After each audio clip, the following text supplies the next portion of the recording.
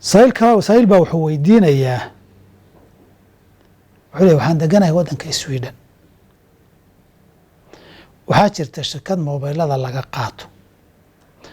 Qofku waxa uu bixinayaa lacagta muddo 2 sano ah.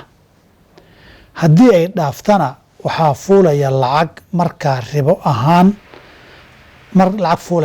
markaa ribo ahaan ayaan isaga dhaafay. Dadkii cilmiga igu dhaamay waxay dhaheen waa caadi oo waa sida kirada guriga. Markaa xalaal miyaa oo diintu may aqbalaysa arrinkaas? Masala mobile la keliya maaha. Masala guryaha marka la kiraysanayo timaada. Marka qalabkan furniture iyo alaab iyo laga gadanayo dukaamada waaweyn een yar installmentiga loo bixinayo imanaysa. Waa masala imanaysa marka laga hadlayo credit cardska iyo visa card iyo mastercard yada wax lagu gato marka laga hadlayo imanaysa. Waa masala imanaysa bangiyada marka lala macaamilayo wax laga qaadanayo haddii muddadii kula dhaafto. Masaladaasi 2 qaybood weeye. midna waa asalka, midna waa wixii ay daruuro keento. asalku ma bannaana caqdi shardigiisu ribo yahay inaad gasho. saxiixa heshiiskaas iyo gelista ballanqaadka inaad aqbasho hadday sidaa dhacda ribaan bixinaya asalku ma bannaana. waa heshiisyada credit cardska lagu qaato inaad muddadaa ku bixinayso, dad ku bixin weydeena wax ku fuulayo. waa heshiisyada meelo badan alaab installment oon telefoonna keliya ahayn looga qaato in muddo sanad ku bixi. qofku kalsooni buu qabaa, inkamkiisuu fiirinayaa, wuxuu leeyahay orod baad kaga bixi kartaa iyo durduro. muddada haddaad ku bixin weydana waxbaa ku dul fuulaya. dadkii in badanna waa ku bixinayaan, in kaloo badanna duruuf iyo wax yimaadaba waktigii way ku gaadhaysaa, waxbaa fuulaya.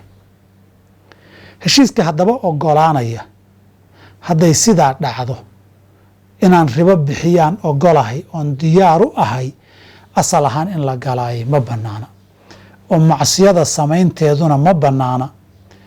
inaad aqbasho inaad samayn doonto dib ka samayn doontana lama ogola.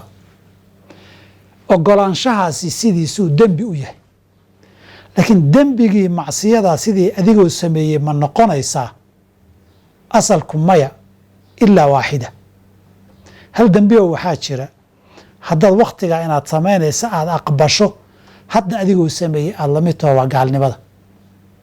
haddaad aqbasho haddii wakhtigaa yimaado ama waxaa dhacaan inaad diinta ka baxdo ood gaalowdo, dee hadda waad ka baxaysaa. aqbalaadaasaad hadhow inaad gaalowday dib ka gaalowda ku aqbashay baad kaga baxaysaa. kuwan kale aqbalaaduna waa sideeday dembi u tahay. haddaadan hadhow wixii samaynna dee dembigii aqbalaadda macsiyadda maahane, dembigii macsiyada inaad samayso ood ribo bixisay marid haddaad iska dhamayso. haddaad hadhow heshiiskii ku qabtana dee dembi tarastigaad bixinaysa dembigeeda adaa horey usoo aqbala waad leedahay